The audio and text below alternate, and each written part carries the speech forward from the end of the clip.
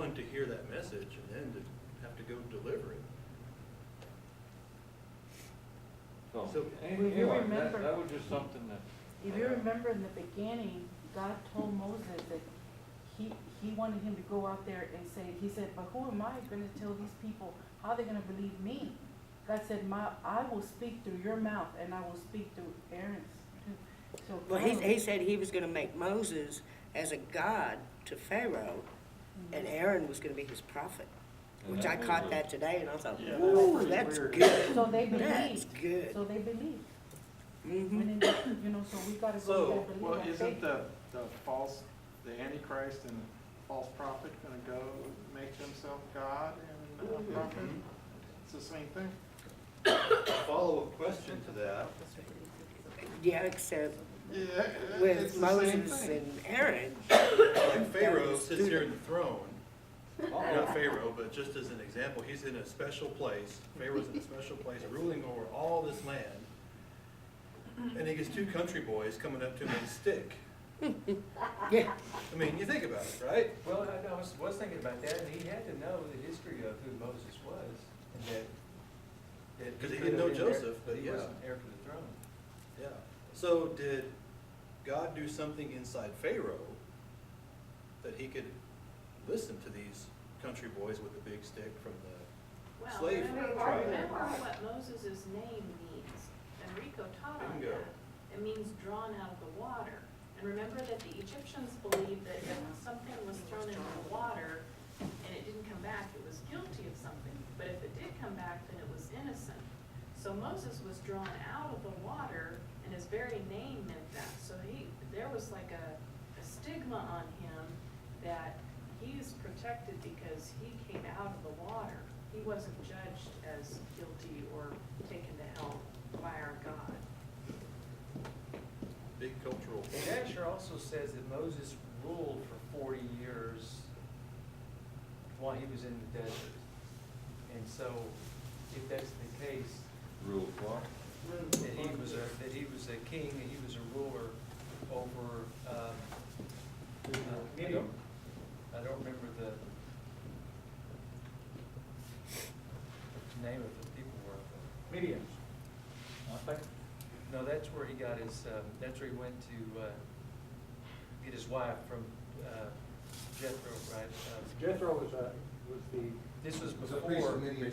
this is before he went there. Oh, okay.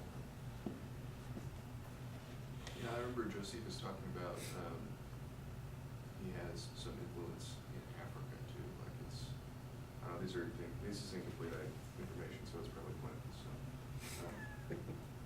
One way or the other, he was raised in the royal court for 40 years, so I would assume that he knew the heir to some degree, whatever that heir ended up being. I think that these people probably had an air of royalty around them, and the people, I'm sure, people around them knew that as well. Because you know when, the president comes to town, or a big political figure, or a movie star, there's an entourage, there's a buzz, I'm sure it was very similar. This is royalty, and if they're going from place to place, there's not just them by themselves on a donkey, it's- Or look at when Jacob died. The entourage that Pharaoh sent, that Joseph didn't even request, but that Pharaoh supplied, he. On that point, Mhm. because this was something that hit me as we were going through that portion, whatever it was, 2 weeks ago, we were down in Plains. When Jacob died, do you remember the sequence of events from the end, or from the beginning of chapter 50? They embalmed him first. They embalmed him, and they took how long to do it? 40 days. 40 days? The full 40 days. And then they mourned for him 70. And they mourned for him 70 days. Okay, now, who is this that got embalmed? Jacob? Is he an Egyptian? No, What is he occupation-wise? shepherd. A shepherd. What do Egyptians think of shepherds? They were lowly. Bad. Bad. Sorry, I couldn't. Been thinking about that for how long? 2 weeks? I've been ready. But something caused the Egyptians to respect and revere Joseph. I mean, Jacob as the father of Joseph. Mhm. Exalt almost. Almost, they Yeah. allowed the full 40 days of embalming. They mourned the 70 days. And then, when Joseph said, hey, can I take my dad back? And They sent a he procession. said, here, and here's a bunch of help, the entourage, to Mhm. go with you. So it says two different things. Just, I don't know if it, as you were going through it, if not, if it came to you or not. One, Joseph lived such a life before the Egyptians Yeah. that they respected his father. They honored his father, They honored his father. right? Wink, wink, nudge, nudge. Right. And yet Joseph respected them. He didn't say, my dad's dead, I'm taking him. He He respected asked. their culture, And he, their beliefs, their needs to show their honor and reverence. He said, embalm him, Traditions. their traditions, the way they did things. He allowed them to mourn 70 days. He wanted to take his dad back. He knew what he was supposed to do, but he respected them. They respected him. How many of us in the vast Torah-keeping movement don't respect the people next door or beside us in line at the store or our families or our friends? How many of us are not living a life that earns, I don't know if that's the right word, causes others to respect our Father? Yeah, we think the way that they respect our Father is disgusting. Also, he was, Pharaoh was considered a god. And Jacob blessed the Pharaoh. Mhm. Now, how do you Well, and it's. bless a god? No, we know that it says blessings are always given from a higher to a lower. I mean, that's one of the components of blessing. Lesser cannot bless a higher. So there was an establishment right there that Jacob was in higher authority than Pharaoh. Because Pharaoh asked him to bless him. Didn't Pharaoh ask Jacob to bless him? Or when, We bless the Lord, right? no. His burial was obviously more glorious than even Pharaoh's, because there was never a burial For like, Pharaoh. like, Well, you mentioned that though, that's something I've always had a hard time with, how do we bless God? And yet it does mention that. Yeah. this is in Jasher, it says that there was never a more, more pageantry in a burial than prior to that time. And all the kings came and they put them in a circle around the. Well, we saw that. Yeah, we were with Mark talking about Mills that. A couple weeks ago. Yeah, Because the kings were coming out. was to come reminiscent of a against crown them. of thorns. And they said, oh, Jasher also says that when the funeral procession was taking place, there was an order that went out from Pharaoh that said whoever didn't go was gonna be killed. So all of Egypt went? Yes, all of the males. yeah. Wow. You said something, Jane, it got kind of swallowed up by cross conversations. No, the thing, as you were talking about, how do we respect the people that are enjoying their Christmas holidays, to do it with, but yet, it's been challenging, trying to allow, and I imagine in your work, it's, you could probably teach us all quite a bit, how to be able to be there, but yet not be there, more than that. So it just seemed like all throughout the time, it was, where do I draw my line? But yet, how do I love them, but not let them really think that I'm good with it, but not to condemn them in this. So it's been quite a juggling act. Gabriel, Yeah, just on, based on what you're saying and you guys are saying, we're kind of really asking that question. I've been studying church history for about a month or so now, and just looking through, the last 2,000 years of history and with the church, and most of us me growing up, I didn't learn anything about that. I don't know about you guys, but it seems like majority of us have a very thin understanding of the things that happen. And so, as we go through, one of the things that you see is this question. It's the question, how does Christ relate to culture?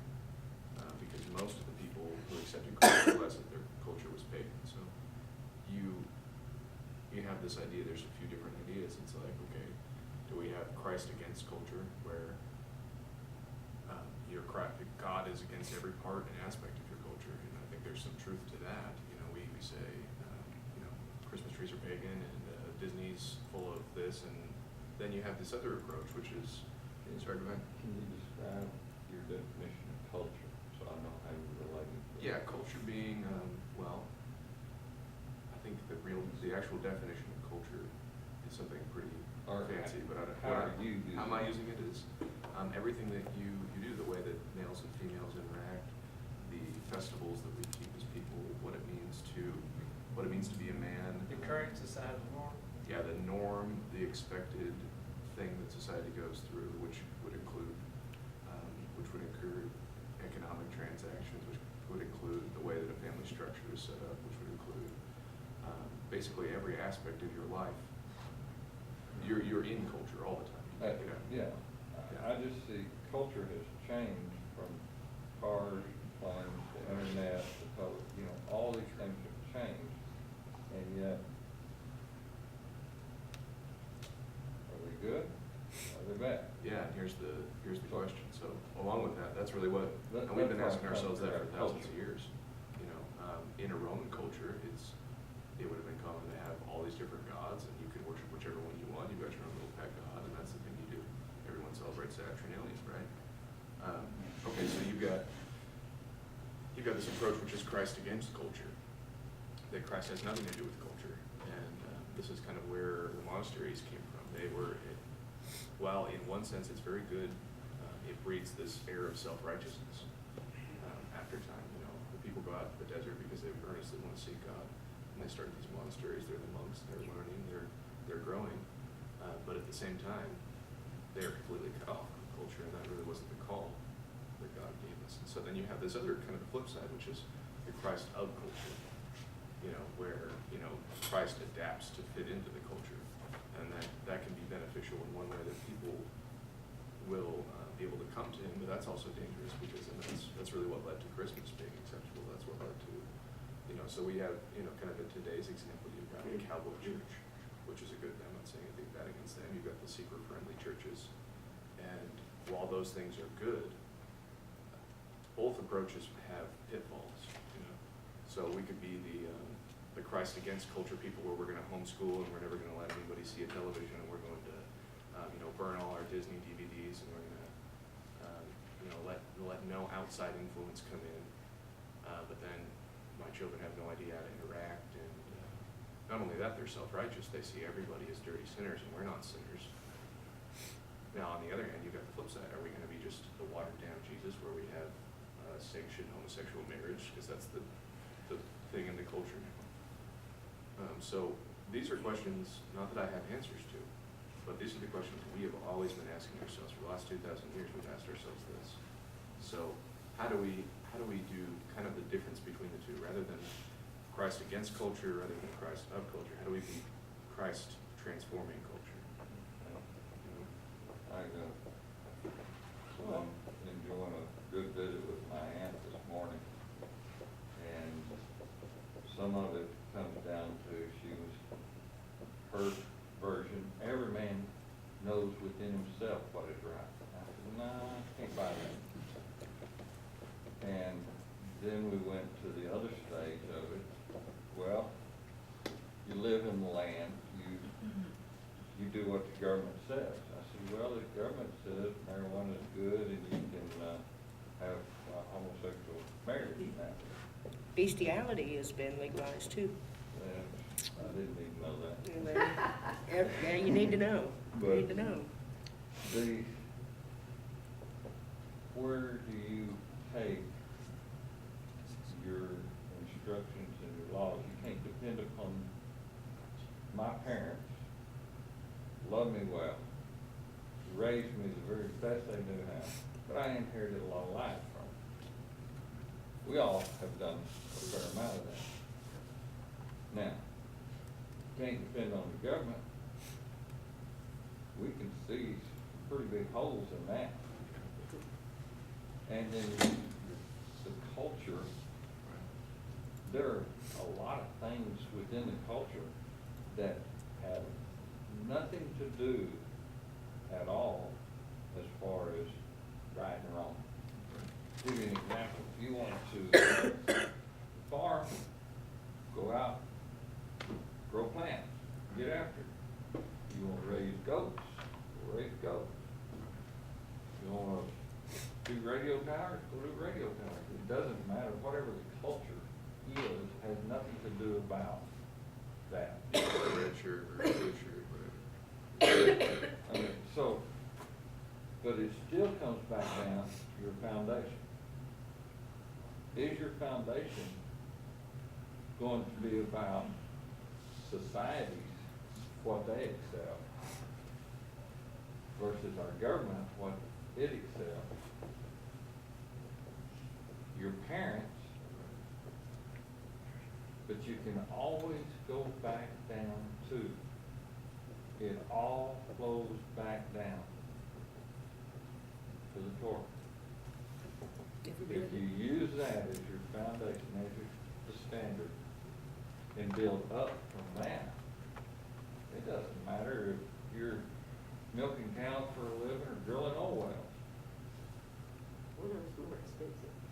Well, a lot of people don't know is that when the Pilgrims came to the United States, this I didn't learn till many years later, was that they were against, part of the reason they came to the United States, they were against the cultures of the churches in England. Christmas, they were not going to do Christmas because that was pagan. They weren't to do Easter because that was pagan. There were a whole bunch of that stuff, but we aren't told this. We are only told that they were being persecuted for religious reasons, but we didn't understand the religious reasons they were being punished for. It was against the law to keep Christmas until around 1837. Yeah, it was something like that, so many shilling fine to be caught with a Christmas tree. I think it answers sort of to Gabriel and to Jay, because Jay is, how do we be sensitive to tradition, the culture's tradition? One of the things that personally I've realized is, yes, Christmas is pagan and Easter is pagan, and yes, we have an obligation to teach people those things, but the wrong time of the year to do it is in the middle of those things. When they're in the middle of those traditions, we're not teaching, we're attacking. And so there are times when we need to be silent, and there are times when we need to teach.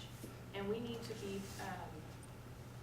such that all of our conversation is seasoned with grace, so that we're not, you are doing wrong because you're doing Christmas. Who's going to respond to that? That's not teaching, that's attacking. And if we look at the way Yeshua taught, except when he went against the leaders, he was very gentle. When he went against the leaders, he was angry, and he laid it out like it was and called them what they were. But with the general people, the general population, he did it gently and with grace, and he taught, he didn't attack. And he told parables so they could begin to draw conclusions themselves. Because if somebody says, that's wrong, well, you may say, whatever. But if you find out doing some, research, you know what? I don't think I should be doing that. I think that's wrong. There's a little lady, lives in Plains. Met her at the store in Levelland 4 weeks ago, just happened to bump into her in the aisle, and we started talking. She asked where something was, and I showed it to her, and we started talking. She's been a widow for about 4 years, stays pretty much to herself, just has, her TV for company, or her phone, or cleaning house, and nobody to watch over her. And as we're talking, I said, you live in Plains? She said, yes. I said, do you by chance know Mark and Veronica Anna? She says, they were my neighbors before they moved to their new house. They were next door neighbors. So there's a connection there. We were talking yesterday. She was in the store, just happened to run into her before I went out, left for the day. Yeah, it just happened. Just happened to bump into her. And I just happened to read some scripture that morning that I had no idea why I read it. Just coincidentally, and here we are talking about that very exact thing. She says, because I could have told her, da-da-da-da-da-da, first time we met. I could have called her on the phone every day, da-da-da-da-da. Well, yesterday, when we're talking, she says, I got a question for you. We're talking about different things in Scripture and how, she says, sometimes I forget to go read the commentaries that I have and the teaching books on Scripture. I said, well, that's okay. We're not held accountable to those anyway. We're held accountable to the Bible. So if you start there, that's probably a pretty good thing, I got a question for you. She calls me Preacher Boy. She came in looking for me. Is the Preacher Boy here? She didn't know. At least I'm not a Jew. Not yet, but I'm working on it. That's a Okay. compliment. She says, I heard a preacher on TV this morning, and he said that as Christians, we're not supposed to eat pig meat. Is that right? I said, eat pig meat. I said, he's right. I said, God calls it an abomination. And we had talked a little bit more, and she said, well, I have a ham in my freezer. Who do I give it to? I said, well, that's a tougher one. Can she trade it in for a roast at your She store? should have said that. She said, I Give don't it want to to your give it to dog. anybody. No. Now, remember, the point Dogs is, do. she's coming to this understanding. I didn't say a word to her. She heard a TV preacher, then she molded over. Remember Alan talked about the first light? And then a building block? First light? Light bulb comes on over your head. Realize it's foundation. Take it in. So you can walk in the Spirit's power later on. I said, well, it's okay for dogs to eat it. Because they're not held accountable to that standard Thank you. that we are. So, anyway, but if I had said the first time, she's looking for Knox gelatin, I said, you can't eat that. If I had done that, what do you think would have happened? You'd have turned her off. So that's from pork, you can't eat that, that's horrible. And end of discussion. Well, yesterday, is it right? You can't eat pig meat? Jim and Fred. And I think where that tends to always take me back is to where Yeshua is having the conversation with Peter, and he says, who do they say I am? Okay? And, well, some say you're Elijah, some say you're John, and it's like, no, who do you say I am? And he says, well, you're the Son of God. And he says, yes, and flesh and blood did not reveal that to you. You being flesh and blood Exactly. did not reveal that to her. Exactly. But her Father above, who when she heard something, he's the one who put it in. Well, put it this way, obviously if she ever does something about it, it will be him Right. who actually puts it on her heart to live that out. Right. You will have just very matter-of-factly, by your attitude and the timing and his working in her life, will have confirmed it Yeah. for her. You'll be a second witness, if you will, maybe, Yeah. to that truth, saying, well, yeah, that's true. But again, it will be his putting it out of her heart. And I think that's, if you will, it's what we need to strive for, is at best being a second witness, to something that they've heard, something that God's put on their heart. And our chances of it contributing to their acceptance, I'll put it that way, will be much greater than, like you say, in the heat of the moment